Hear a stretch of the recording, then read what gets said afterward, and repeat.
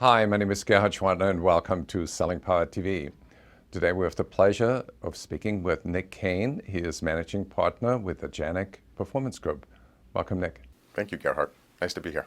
You're an expert in inside sales. Can you tell us a little bit about the evolution of inside sales? There is no question that the inside sales team structure, the organization has changed. And I think a lot of that is related to buying behavior. You know, we talked a lot about that at the conference recently. We see a lot of writing and research on this. There's no question that buying behavior has changed. And I think organizations need to adapt to the change in buying behavior to make sure that they're maximizing those opportunities. Right. So I'd say the biggest opportunity that most organizations have to make that adoption or that adaptation is really through the inside sales team. Talk about the trend from outside sales to inside sales. I'd like to understand that better. Yeah, that's been a big shift for sure. You know, organizations are able to do more inside than they've ever been. You know, I think a lot of that is really just based on the level of sophistication within the inside sales organization, you know, and their ability to develop relationships and communicate well with customers, where before that was primarily left to outside sales. But I think the shift is actually more than just outside to inside, right? The shift is really more about specialization as opposed to taking a general approach.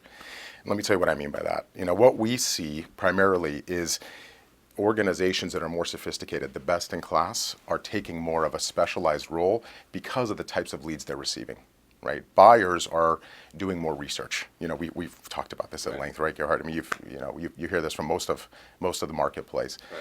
So in order to capitalize on where buyers are and to meet them there, you really need more of a specialized role, right?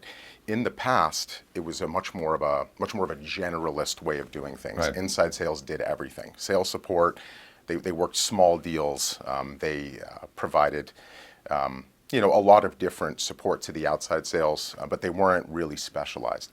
Now organizations are creating more specialized roles. So they're roles like lead development, who are screening leads, business development, who are primarily tasked to make outbound calls and generate leads. It's really about meeting the buyer where they are in the sales process. So can you help me understand the four major roles of inside sales that you see, and what are those functions? I would say the four most common roles that we've seen from inside sales today. First is a lead development rep. So this is someone that is primarily handling inbound leads that are being generated from marketing efforts. These are passive customers that are probably doing more research. They may not be ready to engage with a salesperson just yet. But they're looking for more information. They're doing their research, right? It is that person's responsibility to take that lead from passive to prospect. Okay? Right. The next one I would say is a business development rep, right? So this person has a very different role. They're not handling inbound leads. They're making outbound calls, utilizing a list or a database or something to be able to generate interest. And their primary end result that they're looking for is establishing appointments for salespeople. The next role I would say is a true inside account executive, right? So somebody that is working leads that are being passed along from those two groups. They're taking that lead from prospect and they're responsible to convert that sales opportunity. Mm-hmm. And then the last is channel sales, right? So right. This is a completely different role. This person has more of a true business development mindset and is looking to establish partnerships with channels across a variety of markets. Can you describe the challenges that sales organizations face as they make the transition to inside sales and to those specialized groups?